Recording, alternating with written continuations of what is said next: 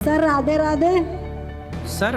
जी मैं आपको सर ही बोलती हूँ। हाँ? जी सॉरी महाराज जी। मैया जी राधे राधे। राधे राधे। आप कैसे हैं? कृपा।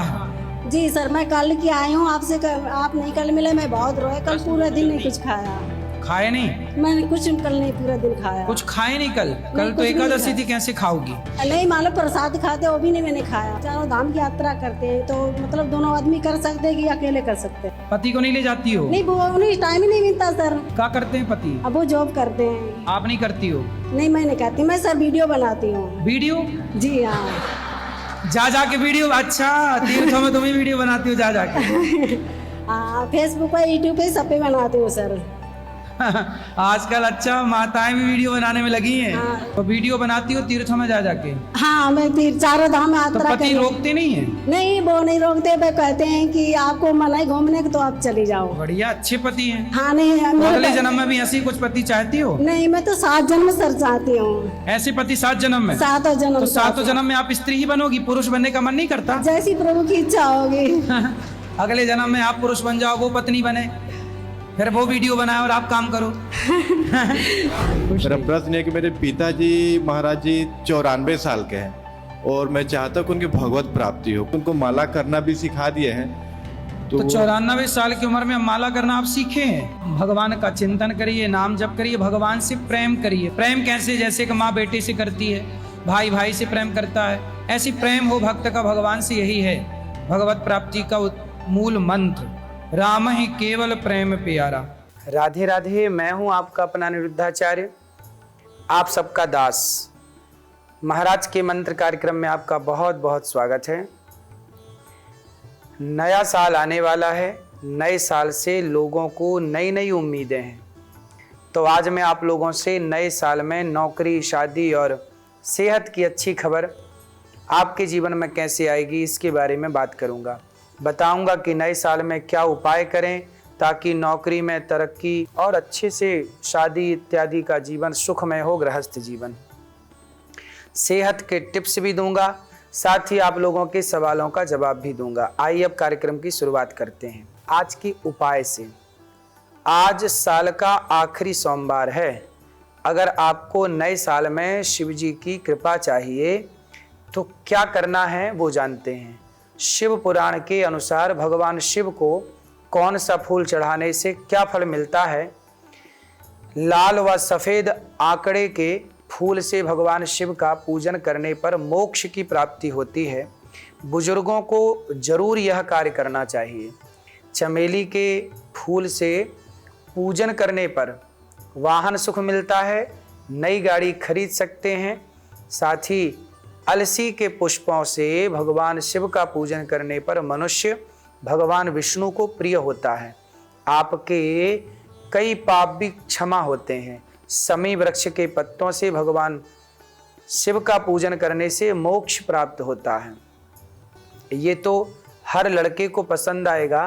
बेला के फूल से पूजन करने से सुंदर व सुशील पत्नी प्राप्त होती है।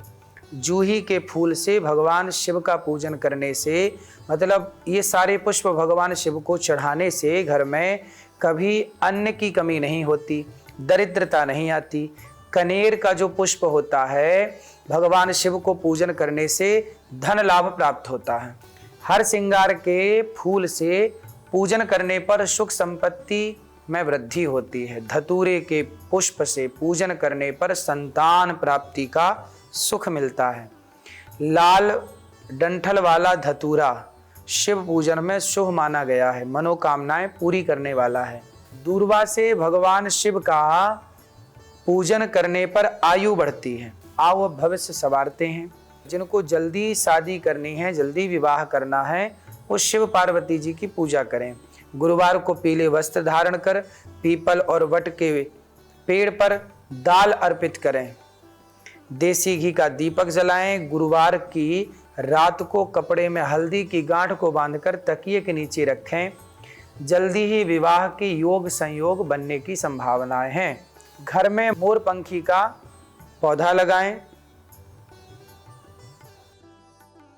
और मोर पंखी को विद्या का पेड़ भी कहा जाता है।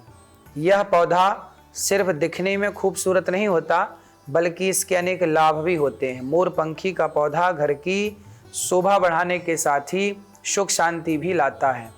यह घर में वातावरण को शुद्ध करता है और पॉजिटिव एनर्जी बनाए रखता है। इससे घर में खुशियों का माहौल बना रहता है और परिवार के सदस्यों का मन सकारात्मक रहता है। विद्या का पेड़ होने के कारण इसके प्रभाव से बुद्धि का विकास होता है। बच्चों का मन पढ़ाई में लगता है, एकाग्रता बनी रहती है और पति पत्नी के बीच संबंध मधुर रहते हैं। मोर पंखी को कभी भी दक्षिण दिशा में नहीं लगाना चाहिए। मोर पंखी के पौधे को हमेशा उत्तर या पूर्व दिशा में लगाना चाहिए, यह शुभ होता है। मोर पंखी का पौधा उत्तर या पूर्व में लगाना बहुत ही लाभदायक है। इससे परिवार की आर्थिक संपन्नता मजबूत होती है।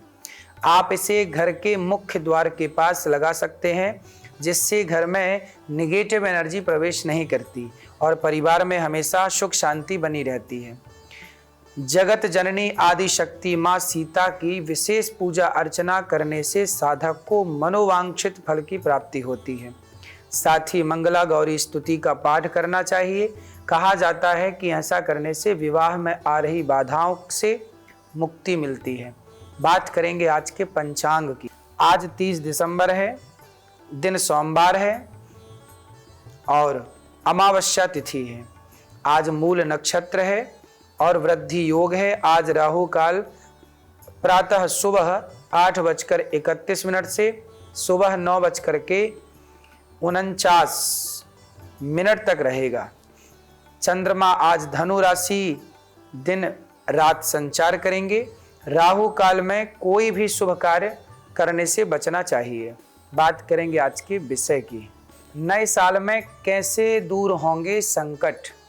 देखो, संकट आपके जीवन में कितने भी आए, आपका संकट भगवान ही दूर कर सकते हैं। जीवन में आएंगी खुशियाँ। देखो, जीवन में खुशियाँ कैसे आएंगी, जब आप किसी को खुशी देते हैं ना तो आप खुश होते हैं। इसलिए कोशिश करिए कि इन दिनों में अब नया वर्ष आने वाला है। सबको एक काम करिएगा, 2024 अब जा रहा है। आपको क्या काम करना है, सबसे माफ़ी मांगनी है, सॉरी कहना है। कई बार हम नहीं चाहते और हमसे आपका दिल दुख जाता है। यदि हमसे आप दुखी हो गए तो एक बार सॉरी कह लेने में क्या बुराई है। इसलिए मैं आपको एक बात कहूँ कि सदा सोने के पहले एक बार, जैसे आप गुड नाइट लिखते हैं ना, ऐसे परिवार के सभी सदस्यों को, अपनी माँ को, पिता को, सास को, बहू को, अपने परिवार के सबको सॉरी जरूर कहिए। माँ, आज मेरे से कोई अपराध बना हो तो सॉरी, क्षमा जरूर करना। पिताजी, आज मेरे से कोई अपराध बना, आज मैं आपकी सेवा नहीं कर पाया, किसी आज्ञा का पालन नहीं कर पाया, इसके लिए सॉरी। अपने दोस्तों को भी सॉरी कहा करिए। कोई बोले कि आपने सॉरी क्यों कहा, कोई बात नहीं। देखो, हम कई बार नहीं चाहते, लेकिन हमारी बात से आपका दिल तो दुखी जाता है ना। हम चाहते हैं कि आप मेरी बात से खुश रहें। कई बार मैं कुछ समझाना चाहता हूँ, आप समझ कुछ लेते हैं, इसलिए सॉरी ज़रूर कहना चाहिए। अपने दोस्तों को सोने से पहले सॉरी कहिए। अपनी माँ को, अपनी पत्नी को कि मुझे जितना ख्याल रखना चाहिए तुम्हारा, मैं उतना ख्याल नहीं रख पाता, सॉरी। पत्नी भी पति से कहे कि आप, यदि मेरी कोई बात, मेरा कोई व्यवहार आपको बुरा लगा, आज सॉरी। भगवान से रोज क्षमा मांगो। हे प्रभु, हे प्रभु, हे श्रीमन नारायण, हे श्याम सुंदर, हम बड़े पापी हैं। आपका जितना भजन करना चाहिए नहीं कर पाते, जितना समय देना चाहिए नहीं दे पाते। हे प्रभु, ये संसार के प्रपंच में उलझे हुए हम पापी प्राणी हैं, हमें क्षमा कीजिए। जब आप ईश्वर से क्षमा मांगेंगे ना तो भगवान भी आपको क्षमा जरूर करेंगे। ईश्वर से क्षमा मांगिए, परिवार से क्षमा मांगिए। जब आप सबसे क्षमा मांग लेंगे ना तो आप देखेंगे कि आप बहुत हल्के हो गए, खाली से हो गए। वरना इतना सारा कचरा ईर्ष्या का, द्वेष का, नफरत का, घृणा का कहाँ लेके जाओगे। इसलिए कहते हैं ना, ईश्वर के घर तो सजन रे झूठ मत बोलो, प्रभु के पास जाना है, ना हाथी है ना घोड़ा है, वहाँ पैदल ही जाना है। तो नए वर्ष को बेहतर बनाने के लिए संकट कैसे दूर हो? देखो, सबसे बड़ी है सावधानी। जब भी आप सड़क पर चलें तो गाड़ी सावधानी से ड्राइव करें, सड़क पार करें तो यहाँ वहाँ देखकर सड़क पार करें, हमेशा सावधान रहें। घर में यदि अलमारी में ऊपर कई बार अपना कुछ चीज़ें जैसे सरिया है, लोहे से बनी कोई चीज़ें हैं, ऊपर रख देते हैं और वो किनारे हो के कई बार किनारे आ जाती है और वो गिरने की संभावनाएं बढ़ जाती हैं। इसलिए जहाँ से गिरने की संभावना है ऐसे वहाँ पर कोई वजनदार ठोस लोहे का सामान, कोई और चीज़ें ना रखें, क्योंकि आपके छोटे छोटे बच्चे वहाँ खेलते होंगे, बैठे होंगे, कोई चीज़ ना गिरे कभी। इस चीज़ का भी निरीक्षण परीक्षण घर के सदस्यों को कर लेना चाहिए कि हमारे घर में कोई बिजली का तार कटा तो नहीं है, हमारे घर में बिजली की बटन है, पॉइंट है, टूट फूट तो नहीं है, कहीं उसमें किसी का हाथ अंदर तो नहीं चला जाएगा, कोई करंट की संभावनाएं तो नहीं बन रही हैं। ये निरीक्षण परीक्षण हम सबको करते रहना चाहिए। सदा भगवान के आश्रित रहना चाहिए। आसपास मंदिर हो तो वहाँ जाके भगवान का दर्शन करना चाहिए, प्रणाम करना चाहिए। बात करेंगे आज के समाधान की। 2025 में कैसे होगी नौकरी में तरक्की, आइए अब जानते हैं। नौकरी में प्रमोशन के लिए पूरी निष्ठा और स्मार्ट तरीके से काम करना होगा आपको। हमेशा नई नई चीज़ों को सीखने में दिलचस्पी लें। दूसरों से अपना काम निकलवाने की बजाय खुद से ही आप अपना काम पूरा करें। पूरा काम करने की आप ही कोशिश करें। साथ ही अगर आपको काफ़ी समय से नौकरी में प्रमोशन नहीं मिल रहा है तो हर शनिवार को शनि मंदिर में जाकर दीपक जलाएं। इसी के साथ शनि का मंत्र का जाप भी करें। ऐसा करने से आपको नौकरी में हो रही देरी में, प्रमोशन में आपके निश्चित योग बनेंगे और आप तरक्की करेंगे। तरक्की पाने के लिए सबसे सरल उपाय है कि आप रोजाना सुबह उठकर उगते हुए सूर्य को, सूर्य भगवान को अर्घ दें और श्री राम जय राम का मंत्र जाप करें। श्री राम जय जय राम का मंत्र यदि आप जाप करते हैं, भगवान श्री राम की आराधना करते हैं, हनुमान जी की आराधना करते हैं तो शनि आप पर प्रसन्न होंगे और आपका सब कार्य बनेगा। नौकरी में प्रमोशन पाने के लिए आप किसी मंदिर में जाकर नवग्रह की पूजा करें, अभिषेक करवाएं। ऐसा करने से राहु केतु के दोषों से मुक्ति मिल सकती है। यदि आप नौकरी बदलना चाहते हैं, किसी को नौकरी नहीं मिल रही है तो महीने से पहले जो पहला सोमवार है, सोमवार को सफ़ेद कपड़े में काले चावल बांधकर, मतलब चावल को काला कर लें रंग से और बांधकर काली माता को अर्पित करें। जिस दिन आपका नई नौकरी के लिए इंटरव्यू हो तो दही चीनी खा कर के घर से निकलें, खूब सारा पढ़ के जाएं और अपने कार्य के प्रति बिल्कुल सजग रहें। आप यदि मेहनत करने वाले हैं, आप चतुर हैं। देखो हनुमान जी कैसे हैं? हनुमान जी हैं विद्यावान गुणी अति चातुर। हनुमान जी विद्यावान भी हैं, गुणी भी हैं, अति चतुर भी हैं। आपको भी अपने कार्य के लिए चतुर होना चाहिए, ठीक है। घर से निकलते समय आप अपना दायां पांव ही आगे रखें। अच्छी सेहत के लिए सुबह उठें, सूर्योदय से पहले बिस्तर छोड़ दें, सुबह पार्क में टहलें, योग करें, आसन करें, इसके बाद स्नान इत्यादि करके, योग आसन करके और फिर भगवान की पूजा पाठ करके अंकुरित अनाज खाएं, फल खाएं, दही खाएं, घर का बना हुआ नाश्ता ही, हेल्दी नाश्ता ही करें, फिर ऑफिस के लिए निकलें। देखो भोजन क्या करना चाहिए, हमें अंकुरित अनाज खाना चाहिए। यदि आप दोपहर का भोजन ऑफिस के लिए लेकर जाते हैं तो उसमें कुछ फल ज़रूर ले जाएं, सलाद ज़रूर ले जाएं। जब भी भूख लगे तो फल खाएं। जैसे लोगों को भूख लगी ना, समोसा खाते हैं, कचौरी मंगा के खा लेते। जब भी आपको बीच में कुछ खाने का मन है, 2 केला खाएं या 1 एप्पल खाएं, पपीता खाएं। ये सब चीज़ें खाएंगे तो लंबे समय तक आप काम कर पाएंगे, स्वस्थ रह पाएंगे। आज के वार्तालाप पर चर्चा करेंगे। बलिया से शैलेश जी का सवाल है, मैं एक लड़की से शादी करना चाहता हूँ। लड़की मेरे रिश्ते में आती है, हम दोनों शादी के लिए तैयार हैं। क्या हमें परिवार वालों को शादी के लिए बताना चाहिए? या खुद ही शादी कर लेनी चाहिए? शैलेश जी, आप अपने विवाह में क्या आप अपने माँ बाप को इनवाइट नहीं करना चाहते? क्या माँ बाप की खुशी के बिना आप खुशियाँ मनाएंगे? वो खुशी ही कैसी जिस खुशी में हमारे माता पिता सम्मिलित ना हो। इसलिए बेटा, बिना माँ बाप के आशीर्वाद के कोई भी काम कभी नहीं करना चाहिए।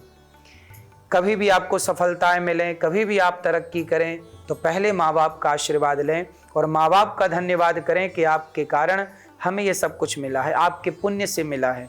हमेशा ईश्वर की तरह माँ बाप को रखना चाहिए।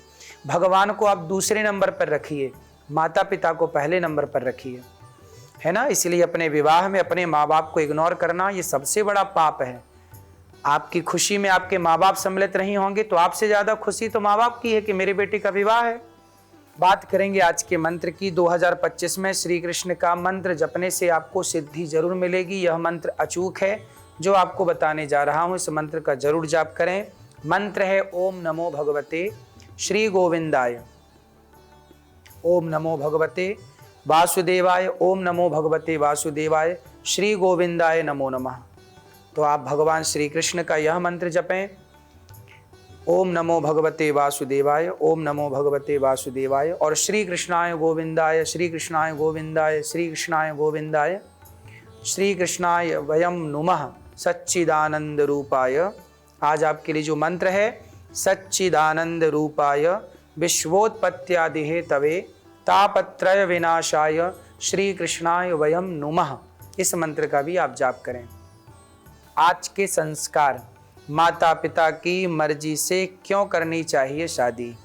माता पिता की मर्जी से विवाह इसलिए करना चाहिए क्योंकि माँ बाप ही आपके विवाह में सबसे ज़्यादा खुश होते हैं। हर खुशी का माँ बाप ने ख्याल रखा है। आपको पसंद का हलवा बनाया, आपके पसंद का भोजन बनाया, आपकी मालिश करके आपकी हड्डियों को आपकी माँ ने ही मजबूती दी थी। इसलिए माँ बाप की मर्जी, आपकी भी मर्जी हो, लड़की लड़का आप पसंद करें एक दूसरे को, लेकिन उसमें माँ बाप भी हों आशीर्वाद देने के लिए। बात करेंगे आज के लकी कॉलर की। सोनपुर से संदीप जी का सवाल है, महाराज जी मैं नए साल में दीक्षित होना चाहता हूँ, कहाँ दीक्षित हो सकता हूँ? दीक्षा लेने के बाद जीवन में क्या बदलेगा? देखिए, कहाँ दीक्षा ले सकते हैं ये तो आपका डिसीजन है। जीवन में गुरु मंत्र जरूर लेना चाहिए। जो आपका अज्ञान दूर करें वही आपके गुरु हैं। गुरु मंत्र लेने के बाद ही आपका भक्त का भगवान से सदा के लिए एक संबंध जुड़ता है। यह एक परंपरा है, जैसे विवाह एक परंपरा है, ऐसे गुरु मंत्र भी एक परंपरा है। इस परंपरा से हम सब वंचित ना हो, इस परंपरा का पालन जरूर करना चाहिए, गुरु मंत्र जरूर लेना चाहिए। बात करेंगे कल के विषय की। नए साल पर बनेंगे किस तरह से आप माला माल। 2025 का लक्ष्मी मंत्र क्या होगा आपको कल बताऊंगा। गौरी गोपाल आश्रम में जो वृद्ध माताएं रहती हैं उन माताओं के दर्शन करने जरूर आएँ। यहाँ 290 बेसहारा वृद्ध माताएं रहती हैं। गौरी गोपाल जी की रसोई चलती है। यहाँ पर जितनी सेवाएं चलती हैं उन सभी सेवाओं को आप अपनी आँखों से अवश्य देखें। राधे राधे।